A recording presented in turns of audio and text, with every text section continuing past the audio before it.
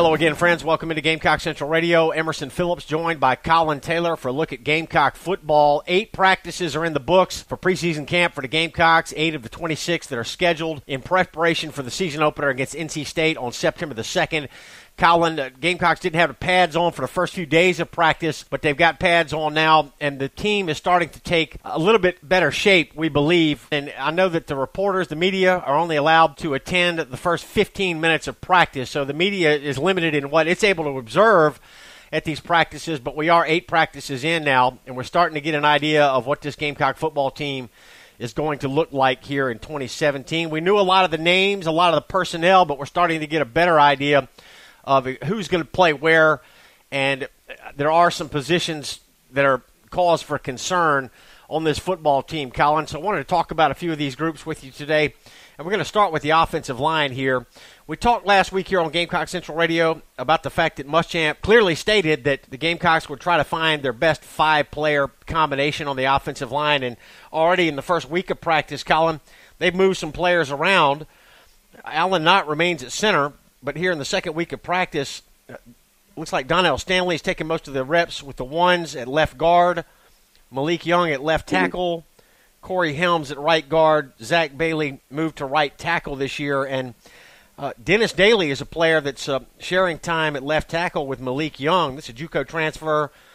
He's out of Ridgeview High School, originally in Columbia. So the O-line starting to take some shape here, Collyn. I wanted to get you to talk about that. We're going to talk about defensive line today and linebackers as well. We know the Gamecocks are set with the starting 3 at linebacker, but none of the backups have taken a single college snap at this point. So we're going to talk about some of these young guys at linebacker as well. But let's start with the offensive line. Collyn, what's new on the O-line? Right. So, I mean, this competition I feel like is going to go down to the wire. They're going to try and get kind of the shell of what they want, which they already have. But right now it looks like Alan Knott's going to be your center. He said today that all of his reps in practice have come at the center position. So he's pretty much locked in there with Corey Helms and Zach Bailey both anchoring the right side of the line with Helms at guard and then Daly at tackle. Alan Knott said today that Zach Bailey's really come along at right tackle. He's really, really improved after being an interior lineman over the last 2 years at Carolina, and then the focus is now shifted completely to the left side of the line. Alan Knott said that Darnell Stanley's looked really good at left guard, and that left tackle position he said is really kind of up in the air right now, that they're rotating so many guys in and out that it's hard to get a feel of who might start there or who might back up and whatnot. But right now it looks like Dennis Daly's another option there, DJ Park, Malik Young.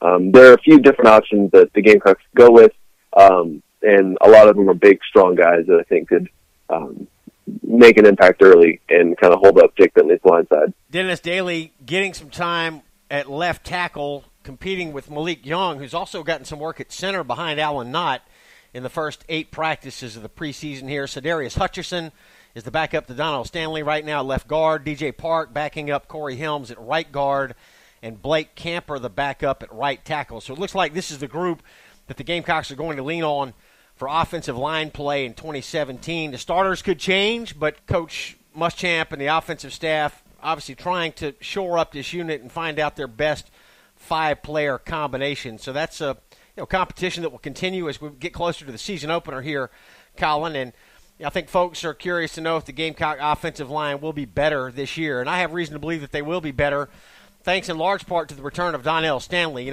Tough situation for him last year.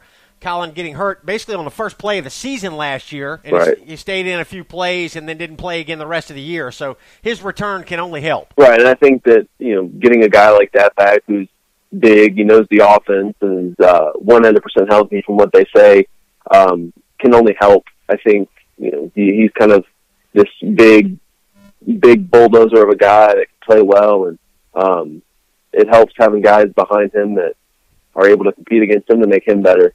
But I think that, right now there are 4 spots kind of secured on that offensive line, and now the attention's really turned to that left tackle spot, and the focus is going to be there on who that 5th member is going to be come opening day, because it looks like they have kind of the 4 guys that they really want to roll with. They haven't decided where they're going to roll with them yet, but the 4 guys that they really feel like they can lean on at some point through the first few weeks of the season. Okay, Darnell Stanley highly regarded coming out of Latta High School. He's a redshirt junior, 6'4", 317 pounds, penciled in as the starter at left tackle, at least, or left guard, rather, at least for now. And wanted to talk a little bit about Dennis Daly as well, 6'6", 330 pounds. You know, a guy that kind of flew under the radar at Ridgeview High, ended up going JUCO. He was at Georgia Military College and then landed with the Gamecocks. He's got a tackle body. Collyn, you know, a guy that we really haven't heard a heck of a lot about, but now we hear a week into practice that he is splitting reps, or at least getting some reps with the ones at left tackle along with Malik Young. Right, and Alan Knott talked a little bit about him today and how big he was and how vital he's been just rotating through on the last few weeks of practice at left tackle. He's been pretty good from what they've said, and he's a nice addition to the offensive line. And what do they always say? You can't teach size, and he has it. I mean, he's massive, and he's going to be able to block some guys. I think he's got to get a little bit stronger, obviously, because he hasn't played in the SEC yet. He doesn't really know what edge rushers have, but I think he could definitely be a guy that takes some snaps at left tackle this year. And if not, he might even win the starting job if he has the last 3 weeks of the year, or of the preseason at least, go well for him. Daly played for Raymond Jennings at Ridgeview High. He's a Columbia kid, and Jennings is in the Hall of Fame at Gardner-Webb. You know, Jennings played football, played on the line at Gardner-Webb, and he's in their Hall of Fame.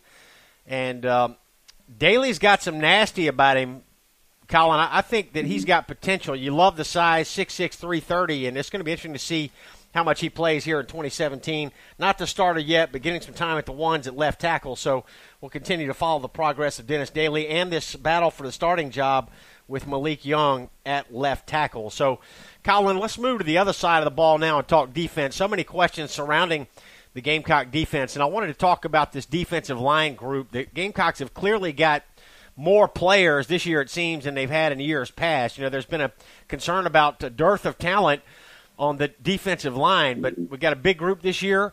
We don't know who might emerge as the top pass rushers and run stuffers, but a new addition this year is Javon Kinlaw from Goose Creek High School.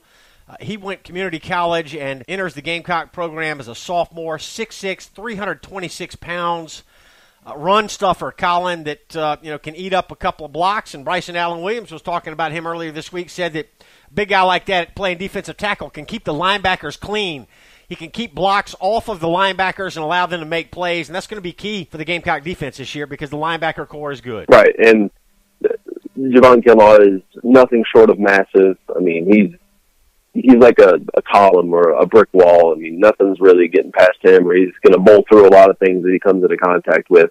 I still think he's a little raw coming in from JUCO because he's so big that he's able to kind of use his size to his advantage. While most guys at this level, especially in the SEC, know how to block guys like that. So he's going to have to get a little bit more comfortable with the technique and in the weight room a little bit more. But I think he's going to be a pretty vital part of the defensive line rotation. Yeah. You talked about the linebackers, and Will Muschamp's not been shy about saying he wants to use Bryson Allen Williams more in the pass rush game. And so I think that if you have guys like Kinlaw and bigger guys like Taylor Stallworth and Warwick Jones who are eating up blocks from the inside and the interior, it kind of frees those lanes for faster.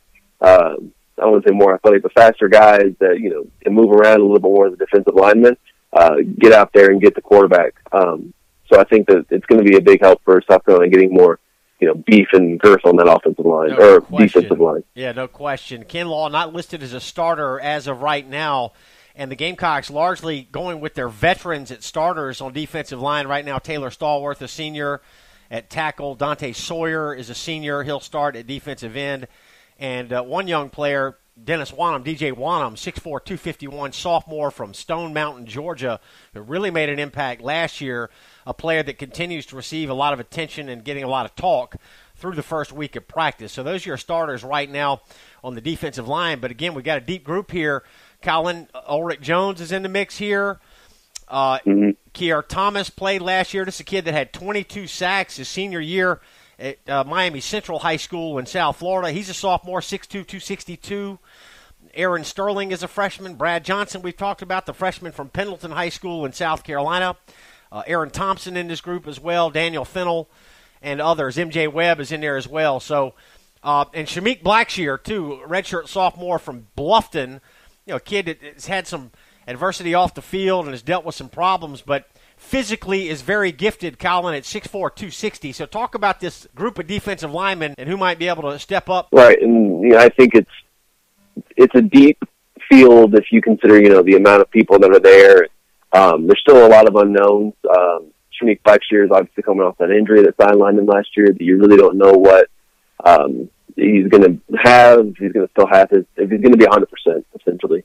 So I think that if he's going to get back to where he was kind of really, really highly touted coming out of high school. So I think that if he can get back to that, he's kind of gotten back down the playing weight, gotten in shape. I think he could be a guy that makes an impact. Keir Thomas is another guy that, he's kind of known as this, pass rusher. Off the end, he's backing up Sawyer. He's going to be heavily involved in the defensive line rotation. He's kind of focused this offseason on getting his body to where it needs to be to get faster and stronger to be able to rush the passer at the SEC level. And then you got guys like Kinlaw and Kobe Smith. Kobe Smith is a sophomore who's played a little bit last year and is going to be a vital role this year too. I think that some of the offensive linemen who go up against him every day say he's pretty good. And then Taylor Stallworth, I think, has made a pretty big jump from what all the offensive linemen are saying. They're saying he's really hard to block on the interior, and he's going to be a hard guy to kind of game plan away from if he's heating up one or two different blocks during games and things like that. But I think that there's a couple guys that could play well, and DJ Warren is a true sophomore who had a really good freshman year. And I think that if he takes another step forward, he could become that kind of fill that buck position left by Darius English. We've talked extensively about the Gamecocks' need to improve on the line of scrimmage on both sides of the football. To me, that's the key to the season. If the Gamecocks are able to stop the run, and if they're able to keep Jake Bentley clean, keep him upright in the pocket, let him do his thing. We know the Gamecocks are working on a up-tempo offense. They're going to let Bentley try to get the ball out a little bit more quickly this year and reduce that sack total from a year ago. If they can do those two things, I think they're going to be in position to win some football games this year. If they don't, could be looking at another 6-6 year. We don't know at this point. So this is the group that the Gamecocks are going to rely on to try to improve on the defensive line.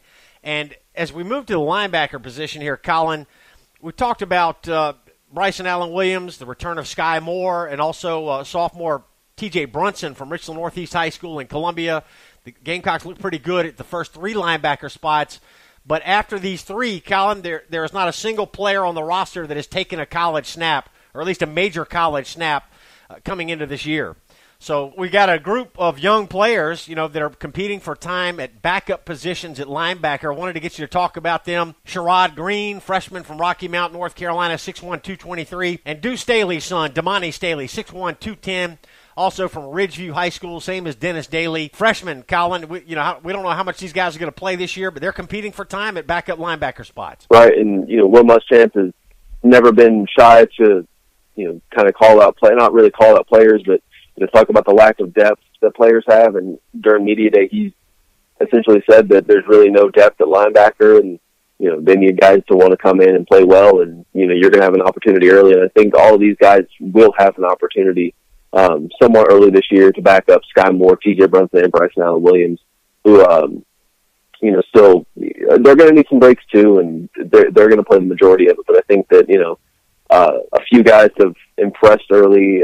Devon Bowen is a guy that people have talked about. Sherrod Green is a guy that was kind of highly recruited and considered one of the bigger parts of this staff. There's a few guys that I think, most of it will be on special teams and things like that. And Damani Staley is another guy who I think he still got a while to go just to learn the playbook and to learn different things about the defense. But I think that, if he can develop this year and, play well on maybe special teams or in different roles as a linebacker, I think he could play well too. And then Eldridge Thompson, who coming in from a Coffeyville community college, is going to have some time as well. I mean, he's 6'1", 215. I think he's going to be kind of fourth or fifth linebacker to come in and play if they need more speed on the field or things like that. So a lot of unknowns, as with a lot of the South Carolina team with the linebacking core. But I think that if guys can kind of step up and take the onus on themselves to get better every day, and understand they're going to back up Bryson, Sky, and TJ. That I think there's going to be some solid players there to back up those guys. Collyn, freshman Jam Williams has begun working with the defense at nickel, and I'm curious to know if he has worked with the offense at all. There had been talk that he may get some time on offense. Do you know if he's worked with the offense so far? From what Kurt Roper and Coach Robinson have said about it, there's no plans right now for Jam to work on offense. Coach T-Rob joked that if Jam gets to work with offense, then he wants Shai Smith on defense for a little bit. But right now, they said that it'd be too much to heap on his plate to try and learn the defense and the offense in his first 4 weeks on campus trying to get ready to play Division I college football. I heard a couple of media members saying that Shai Smith had been the talk of camp through the first week of practice last week, a freshman from Union County. What about Shai Smith? Shai Smith is there's actually a story on Gamecock Central right now. Shai Smith talking, he's been kind of the head turner, I'll say, because he is so fast and he is so versatile. That I think that guys are starting to pay attention to him. They understand how fast and how useful he's going to be in this offense, and he's really not, shying away from that. And pardon the pun there, but him and Ortre Smith both are going to be guys that have really impressed so far, and that are going to. Ortre has a little bit more, is ahead of them a little bit more because he's here for the spring practice. But Shai's still learning the playbook, still learning where to be on the field, but he's got the skill set that they're going to need this year. I think both are going to play a pretty big role in that maybe number 3 wide receiver position or that slot role. The season opener with North Carolina State fast approaching. We are 26 days from kickoff as we record here on Tuesday on Gamecock Central Radio. We're rolling out a lot of Gamecock football content right now on GamecockCentral.com. Collyn Taylor, thanks for your time. Thanks for the report today. Thanks for having me, and looking forward to only a few more days until the best part of the year. All right, we're going to come back here in a couple of days. We'll talk more Gamecock football. Plenty of news and information coming out of Gamecock football preseason camp. Looking forward to the opener against North Carolina State on Saturday, September the 2nd, and we'll reconvene soon here on Gamecock Central Radio. Thanks for joining us.